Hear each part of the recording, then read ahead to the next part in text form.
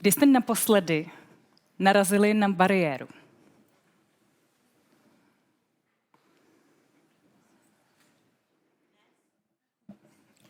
Živím se přístupností a svým klientům pomáhám překonávat nebo nevytvářet bariéry.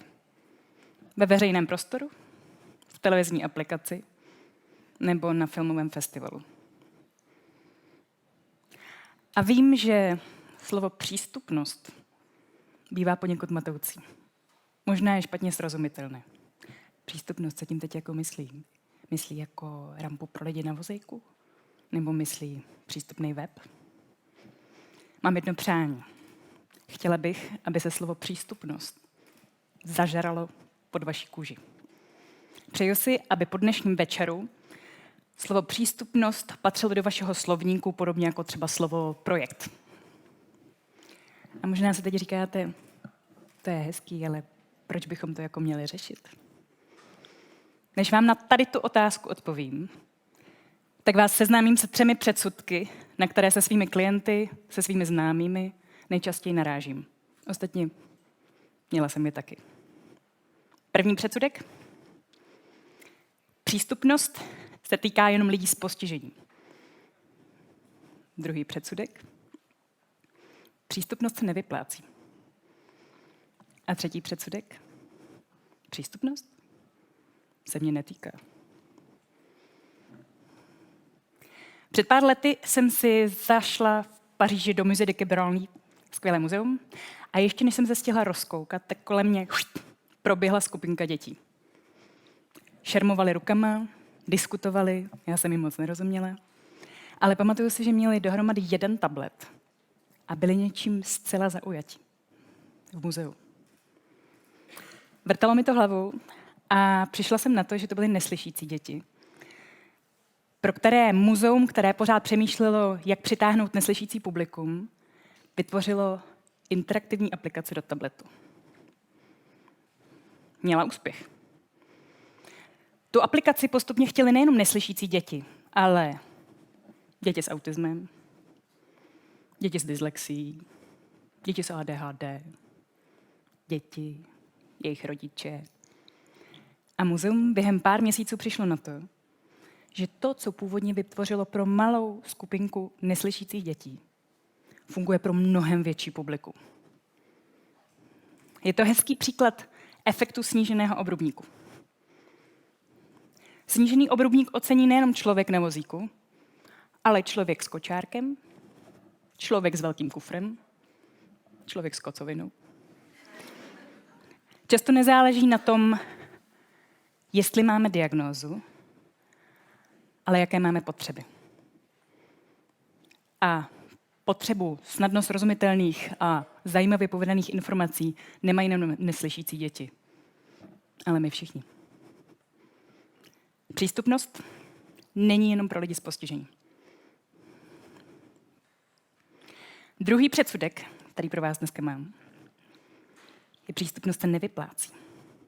A když jsem přemýšlela, jak mám přiblížit tenhle, došlo mi, že to můžu udělat pomocí něčeho zcela univerzálního, a to je jídlo.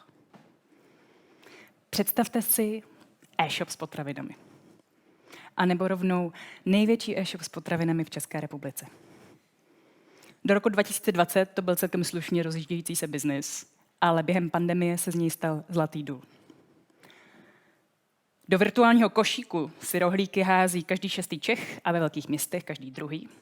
A teď si představte spokojeného majitele takového e-shopu, který dělá zákazníkům, co jim na očí vidí, s jediným cílem, aby toho nakoupili co nejvíce a ideálně neměli žádný důvod pro takzvaný click away. Důvod pro click away, kliknutí pryč, neboli to, že mnoho z nás odchází z webových stránek někam jinam, je často nějaká bariéra. Může to být cena, může to být nepřehlednost a může to být nepřístupnost. Na stránce je špatně čitelné písmo, možná je kontrast mezi písmem a obrázkem a tom pozadí nedostatečný, a nebo se ta stránka špatně ovládá z mobilního telefonu nebo z klávesnice, a nebo je na té stránce prostě špatně srozumitelný text. Důvodu je hodně. V Británii se udělali hezký výzkum, Click Away Pound, který je pro nás dneska důležitý jenom ve 2 bodech, ve 2 číslech, která budete mít v červeném kruhu. V Británii je přes 7 milionů lidí, kteří nezbytně potřebují přístupný web, aby si mohli online nakoupit. To jinak řečeno znamená 17 miliard liber, které, pokud jste internetový obchodník, necháváte ležet ladem, když na přístupnosti svého webu nepracujete. Majitel největšího e-shopu v České republice si dal 2 a 2 dohromady a na přístupnosti zapracoval. Nechal udělat audit e-shopu nevědomým testerem, proškolil svůj tým a dál se k přístupnosti vrací a svůj e-shop pravidelně testuje. Proč? Protože se mu to vyplatí. Jeho e-shop vydělává víc peněz, je snazší a levnější na údržbu a přitahuje víc zákazníků. A nejenom 70 000 nevědomých a 300 000 slabozrakých možných nakupujících, které v České republice máme.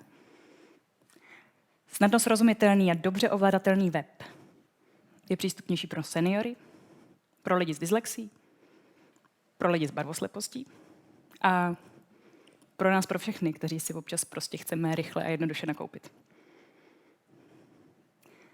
Přístupnost se rozhodně vyplácí.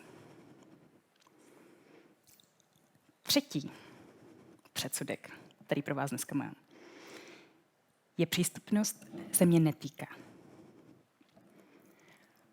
Pracuji pro filmový festival a každý rok organizujeme filmové projekce, setkání s režiséry, slavnostní ceremonie.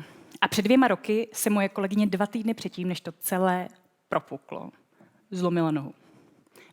Vyfasovala sádru a berle a postupně zjišťovala, že se nedokáže dostat do většiny festivalových kin, na některé toalety a dokonce ani do festivalového zázemí, které jsme tou dobou měli v patře, kam se dalo dostat jenom po schodech.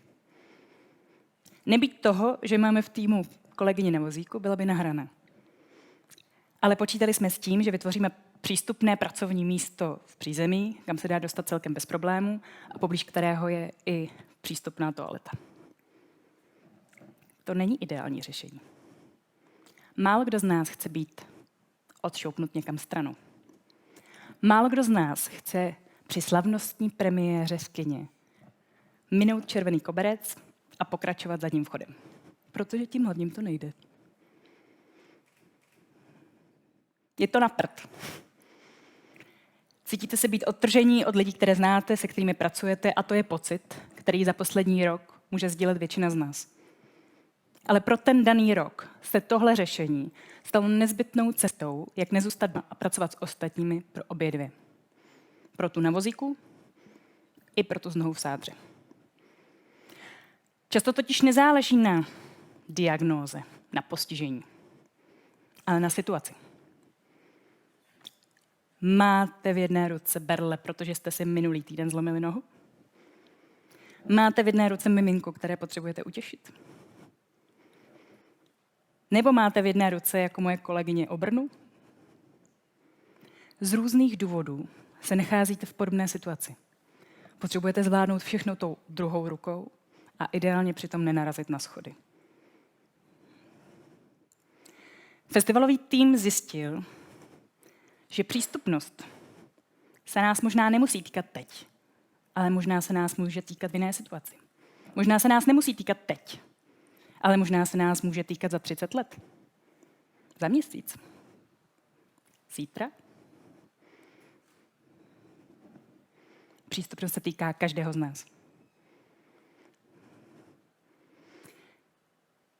Přístupnost není jenom pro lidi s postižením.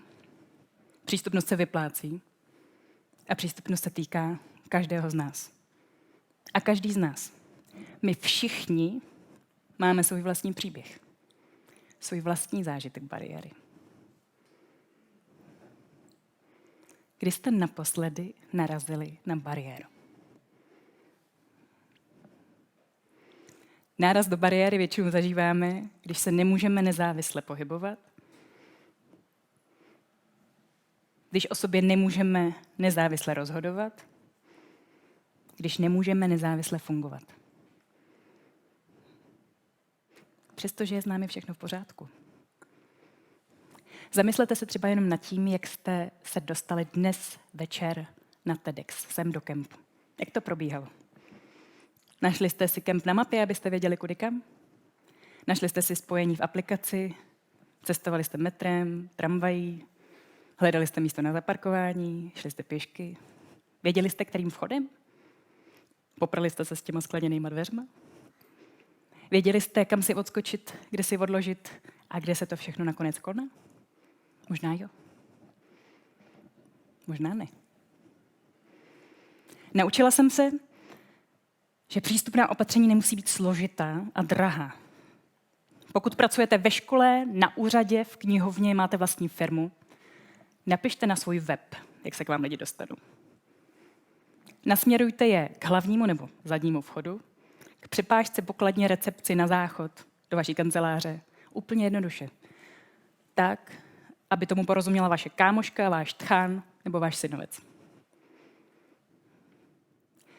Naučila jsem se, že přístupná opatření zvládne úplně každý. A každý den. Až budete dnes večer odsud sdílet fotky na sociálních sítích, zamyslete se nad tím, co je na té fotce opravdu důležité. A pak to do toho příspěvku napište. Pomůžete tak pochopit váš status nejenom nevědomému člověku, který ho poslouchá, stejně jako váš obrázek, ale také třeba mě, která pojede domů metrem a bude se ho snažit přečíst a bude mít blbý signál. A pokud používáte hashtagy, zkuste je napsat tak, aby každé slovo v tom hashtagu začínalo velkým písmenem. Je to drobnost, ale váš hashtag bude srozumitelnější a čitelnější. Přístupná opatření vznikají za pochodu. Každý den.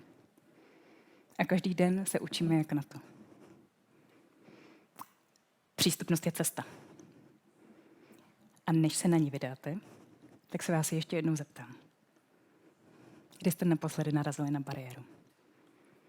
A kdy vy sami vytváříte bariéru ostatním?